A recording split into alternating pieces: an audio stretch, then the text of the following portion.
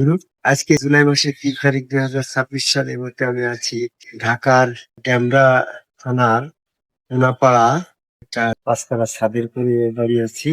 চারিদিকে শুধু building building, মুখর বিদ্রোহ। সৃষ্টিকর্তা সম্পর্কে মানুষের কিছু ভুল ধারণা, ভুল ব্যাখ্যা, এই বিষয়ে আমি একটি কথা বলতে চাচ্ছি। অনেকেই স্রষ্টাকে অদৃশ্য বা গায়েব ভাবে অর্থ করে।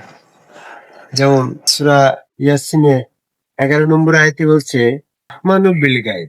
বাংলা তফসিরের ভিতরে, বাংলা অনুবাদের ভিতরে এই সমস্ত আয়াতে দেখা যাচ্ছে বলা হয়েছে যে আল্লাহকে না দেখে ভয় করতে বলা হয়েছে। এখানে না দেখার কথা বলা নাই। দেখার শব্দের সাথে সম্পর্ক হচ্ছে যে দেখা মানে উড়াই, উড়াই মানে দেখা, আর না দেখা মানে লাউড়াই, যা দেখা যায় না। তো এখানে অদৃশ্য বা লাউড়াই শব্দ দিয়ে এখানে করে নাই। এটা হচ্ছে আল্লাহ গায়েব নয়, বরং আল্লাহর কিছু গায়েব বিষয় আছে, সেটার প্রতি ভয় থাকতে হবে। যেমন সূরা ফাতিরের 18 নম্বর আয়াতেও এই গায়েব বিষয়টা অনুবাদে যে আল্লাহর সাথে সম্পর্ক আছে। এই অনুবাদ গুলাতে মানুষকে ভুল পথে নিয়ে যাচ্ছে, যে আল্লাহকে গায়েবের দিকে নিয়ে যাচ্ছে। আল্লাহ পাকের বিষয়টা আল্লাহ গায়েব নয়, বরং আল্লাহর কিছু গায়েব বিষয় সম্পর্কে ভয় করতে বলা হয়েছে। এরকম ভাবে সূরা কাফের 33 নম্বর আয়াতে রহমানুল বিল গায়েব, এখানে রহমান বলতে আল্লাহ আর গায়েব বলতে গায়েব। তাহলে গায়েবকে আল্লাহর সাথে গায়েবের সম্পর্ক করতে আছে। এই বিষয়গুলোতে বলা হয়েছে আল্লাহ গায়েব নয়, বরং আল্লাহর কিছু গায়েব বিষয় আছে। আমাদেরকে এই অর্থ করতে হবে। যদি আমরা আল্লাহকে গায়েব প্রমাণ করি তাহলে দুইটা সমস্যা হয়। একটা সমস্যা হচ্ছে সূরা আরাফের 7 নম্বর আয়াতে স্পেসিফিক ভাবে বলছে যে আল্লাহ গায়েব নয়। তাহলে এখানে সূরা আরাফে বললো আল্লাহ গায়েব নয়, আর আমরা যেটা সূরা ইয়াসিনের 11 নম্বর আয়াতে আল্লাহকে গায়েব ভাবে বিশ্বাস করতে বলা হচ্ছে, ভয় করতে বলা হচ্ছে। আল্লাহকে সূরা ফাতির 18 নম্বর আয়াতে গায়েব শব্দটা আল্লাহ থেকে নিয়ে যাচ্ছে, আল্লাহকে গায়েব ভাবে ভয় করতে বলা হচ্ছে। এরকম ভাবে সূরা কাফের 33 নম্বর আয়াতেও রহমান বিল গায়েব বলতে আল্লাহকে গায়েব বলা হচ্ছে। তাহলে এই সমস্ত এই 3 আয়াতের সূরা ইয়াসিনের 11 নম্বর আয়াত, সূরা ফাতিরের 35 নম্বর 18 নম্বর আয়াত এবং সূরা কাফের 33 নম্বর আয়াত দিয়ে যদি আল্লাহকে গায়েব প্রমাণ করি, তাহলে এই 3টে আয়াতের সাথে সূরা আরাফের 7 নম্বর আয়াতের পরস্পর বিরোধ হয়ে যায়। কারণ এখানে বলা হয়েছে আল্লাহ গায়েব নয়। আর গায়েব শব্দের আবিধানিক অর্থ হচ্ছে অনুপস্থিত, হ্যাঁ, বা যেটা আহ এখনো ঘটে নাই, সেই বিষয়টাকে সূরা মানে ডিকশনারিতে আসছে 1852 পৃষ্ঠার যে গায়েব শব্দের অর্থ অনুপস্থিত বলা হয়েছে। তো সেই ক্ষেত্রে আল্লাহকে তো অনুপস্থিত বলা যাচ্ছে। আল্লাহ কুল্লি শাইইন মুহিত, আল্লাহ সমস্ত জায়গায় বিরাজমান। আবার এটা যদি কেউ অদৃশ্য থেকে নেয়, তাও কিন্তু আল্লাহ কোনো না কোনো সময় দৃশ্যমান হয়েছে। যেমন মুসার সাথে তুর পাহাড়ে বললে, হে মুসা তুমি জুতা খুলে আসো, আমি তোমার রব এই পাহাড়ে, সূরা তার 12 নম্বর আয়াত। তাহলে এখানে মুসা আল্লাহকে দৃশ্যমান দেখছিল, এবং মোহাম্মদ সাল্লাল্লাহু আলাইহি ওয়াসাল্লামের কাছে আল্লাহ পাক দৃশ্যমান হয়েছিল সূরা নজমের 6 নম্বর আয়াত। আল্লাহ পাক আসমানের ঝুলন্ত চেহারা মোহাম্মদের স্বরূপে দর্শন দিয়েছিল। আবার আদম আলাইহিস সালামের সাথে দৃশ্যমান হয়েছিল সূরা বাকারার 35 নম্বর আয়াত, যে আদম তুমি তোমার স্ত্রী নিয়ে এখানে থাকো, আমি তোমার রব। এই যে এখানে আল্লাহ আল্লাহ পাক গায়েব বিষয় গায়েব নয়, আল্লাহ প্রকাশিত হচ্ছে। এবং মৃত্যুর পরে ইয়াউমি ইয়াকশাফুল শাকিন, সেদিন আল্লাহ পাকের পা প্রকাশ করা হবে। তা আল্লাহ তো মৃত্যুর পরে প্রকাশ হচ্ছে, আল্লাহ কখনোই অনুপস্থিত বিষয়ের সাথে বলা যাবে না। গায়েবটাকে আল্লাহর সাথে গায়েবের কোনো সম্পর্ক করা যাবে না। এই ক্ষেত্রে দেখা যাচ্ছে যে মৃত্যুর পরে কাফেররাও আল্লাহকে স্পষ্ট দেখতে পাবে। সূরা মরিয়মের 38 নম্বর আয়াত। এই যে সূরা ইয়াসিনের 11 নম্বর আয়াত দিয়ে, সূরা ফাতিরের 18 নম্বর আয়াত দিয়ে, সূরা কাফের 50 নম্বর আয়াত দিয়ে রহমানু বিল গায়েব বলতে আল্লাহকে গায়েবের দিকে নিয়ে যাওয়াটা, এটা তফসিরের ভিতরে আমরা যারা অনুবাদ করছি বা আমরা যারা মিসআন্ডারস্ট্যান্ডিং করছি, এই মিসআন্ডারস্ট্যান্ডিংটা এটা এই জন্য এইভাবে হবে যে ওই আয়াতের গায়েব বিষয়টা আল্লাহ পাকের গায়েব বিষয়ের দিকে যাবে। কি কিছু মানে বুঝতে পারছো? যেমন আল্লাহ পাকের গায়েব বিষয় কি, যে আমার মৃত্যুর সময় যে আযাবটা হবে এটা এখনো উপস্থিত হয় নাই, এটা গায়েব।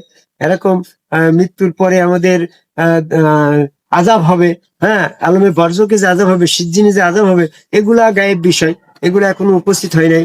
যেমন দোজখ এবং আহ মানে জান্নাত এবং দোজখ, জাহান্নাম। হ্যাঁ, জাহান্নাম, এটাও আমাদের গায়েব বিষয়। তো এটারে গায়েব শব্দটা বিষয়ের দিকে যাবে, এটা আবার স্পষ্ট আয়াত আসলো। যেমন সূরা মরিয়মের 61 নম্বর আয়াত পেলাম যে সেখানে এই জান্নাতটা তো গায়েবের বিষয়, তাহলে গায়েবের বিষয় নিয়েই সূরা ইয়াসিনের 11 নম্বর আয়াত, সূরা ফাতিরের 18 নম্বর আয়াত এবং সূরা কাফের 33 নম্বর আয়াতে আল্লাহ পাকের গায়েব বিষয়ের দিকে ভয় করতে বলা হয়েছে। যারা আল্লাহ পাকের গায়েব বিষয়ে ভয় করে তুমি তো তাদেরকে সতর্ক করতে পারো। এই আয়াত দিয়ে আমরা আল্লাহকে গায়েবের দিকে অর্থ করে প্রকৃত আল্লাহ পাকের আয়াতের উদ্দেশ্যটা ব্যর্থ করছি। আল্লাহ পাকের উদ্দেশ্যটা ব্যর্থ না করে আল্লাহ পাক গায়েব নয়, আল্লাহ পাক গায়েব ওই বিষয়টা সে কখনোই প্রকাশিত হয় না। তা আল্লাহ পাক তো প্রকাশিত হবে। সূরা হাদীসের 3 নম্বর আয়াত বলছে হুয়াল্লাহ আল আখির ওয়া জাহির ওয়াল বাতিন। তা আল্লাহ তো একসময় জাহির হবেই, মৃত্যুর পরে হবে এবং মৃত্যুর আগেও হবে। যে আদম কবে সেজদা করে একজন সমগ্র রসুলের কাছে বায়াত গ্রহণ করে সে ওই হাত আল্লাহর, পা আল্লাহ, চেহার আল্লাহর, রসুল শরীয়তের ভিতরে প্রকাশ আল্লাহ, জাহির আল্লাহ যারা বিশ্বাস করলো তাদের কাছে তো আল্লাহ স্বপ্নে প্রকাশিত হচ্ছে। কাজে আল্লাহ পাক তোমার মৃত্যুর পূর্বেই তোমার কাছে জাহির প্রকাশিত হবে। কাজেই গায়েব অর্থটা, গায়েব শব্দের অর্থটা আল্লাহর দিকে না দিয়ে এই সমস্ত আয়াতের গায়েব অর্থটা হবে গায়েব আল্লাহ পাকের গায়েব বিষয়ের দিকে। বুঝছিস? তাহলে যে সমস্ত আয়াত দিয়ে আমরা আল্লাহকে না দেখে ভয় করার কথা বলা হচ্ছে, কিন্তু আসলে না দেখে ভয় করা আর দেখে ভয় করার ভিতরে পার্থক্য আছে। আমি কখনো ভূত দেখিনি, ভূত সম্পর্কে আমার কোনো ভয় নেই। যখন আমি ভূত দেখবো তখন কিন্তু আমার ভয়টা বেড়ে যাবে। তখন সাপ আমি কোনোদিন দেখিনি, তখন আমি যখন সাপ দেখে ফেলবো তখন আমার দেখার পরে বেশিটা ভয়। এরকম ভাবে তোমার ভয় করার ব্যাপারটা সবসময়, হ্যাঁ, আল্লাহকে ভয় করতে হলে আল্লাহকে প্রকাশ্য আন্ডারস্ট্যান্ডিং নিয়েই তারপরে ভয় করতে হবে। এজন্য আমরা আল্লাহকে ভয় করার ব্যাপারে যদি যত্নবান হই, তাহলে প্রকাশ্য আল্লাহকে, দৃশ্যমান আল্লাহকে, হ্যাঁ, বিশ্বাসী হয়ে আমরা আদম কুমার সেজদার মাধ্যমে মস্তিষ্ক শয়তান থেকে পবিত্র করে সেই মস্তিষ্ক দিয়ে বিশুদ্ধ অন্তঃকরণ, হ্যাঁ, বিকালবে সালিম অন্তঃকরণে স্বপ্নে রসুল সুরতে আল্লাহ দর্শন হলে তখন সে আল্লাহকে দৃশ্যমান অবস্থায় তার ভয়টা আরো বেশি হয়ে গেল। যেমন সাপ আমি গায়েব অবস্থায় ভয় করেছি, এখন আমি সাপ দেখলাম তাহলে আমার ভয়টা বেশি হয়ে গেল। তো ঠিক সূরা ইয়াসিনের 11 নম্বর আয়াত এবং সূরা ফাতিরের 18 নম্বর আয়াত এবং সূরা কাফের 33 নম্বর আয়াত রহমান বিল গায়েব দিয়ে যারা আল্লাহকে গায়েবের দিকে নিয়ে যায়, গায়েব বিষয়ে না দেখা বিষয়ের দিকে নিয়ে যাচ্ছে, এদের তফসিরটা আছে ভুল তফসির। প্রকৃত তফসির আছে সূরা ইয়াসিনের 11 নম্বর আয়াত, সূরা আল ফাতিরের 18 নম্বর আয়াত, সূরা কাফের 33 নম্বর আয়াতে আল্লাহ পাকের গায়েব বিষয়ের দিকে আমাদেরকে ভয় করার ইঙ্গিত দিয়েছে। সেটা আরো স্পষ্ট হইলো সূরা মরিয়মের 61 নম্বর আয়াতে। তাই আমরা ভুল তফসির থেকে বেরিয়ে এসে আদম কুমার সেজদাকারী একজন সমগ্র রসুলের কাছে বায়াত গ্রহণ করে সেখানে সেজদা ভক্তি দিয়ে রসুল সুরতের ভিতরে প্রকাশ্য আল্লাহ ধন্যবাদ বিশ্বাস করে সেখানে সেজদা দিলে অন্তর বিশুদ্ধ হয়, শয়তান থেকে পবিত্র হয়, তখন তার মস্তিষ্ক সালিম হয়। সালিম অবস্থায় তার সাথে রসুল সুরতের স্বপ্নে আল্লাহ দর্শন হয়, তখন সে গায়েব আল্লাহকে না দেখার বিষয়টা থাকে না, তার কাছে আল্লাহ দেখা বিষয় এসে যায়। যখন সে আল্লাহকে ওই রূপে দর্শন করলো তখন সে আল্লাহকে স্মরণ করতে পারলো। আল্লাহকে স্মরণ করতে পারলে তার জন্য সালাত কায়েম হইলো।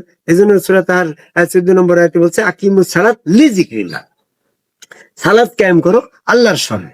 অনেকেই সালাত আল্লাহ পাককে ধারণা কল্পনা অনুমান করে সালাত কায়েম করছে, এই সালাতটা শিরক গনি হয়ে যাচ্ছে। কারণ ধারণা কল্পনা অনুমান এই শিরক হচ্ছে এই জন্য যে আমি আল্লাহকে যেমনটা অনুমান করছি আল্লাহ তো তেমনটা না, আল্লাহ তো প্রকৃত আল্লাহর মতো।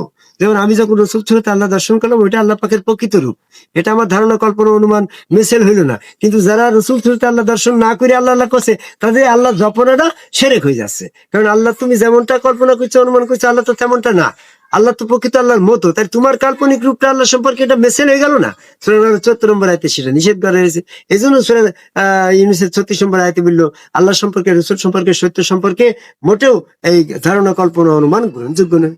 তাহলে আমরা আল্লাহকে অদৃশ্য বা মানে না দেখার দিকে ঠেলে না দিয়ে আমরা দৃশ্যমান আল্লাহতে বিশ্বাসী হয়ে আদম কাবের সেজদার মাধ্যমে দৃশ্যমান আল্লাহর দর্শনের আশা প্রত্যাশা ব্যক্ত করি। আমার কথা শেষ করে জয় গুরু।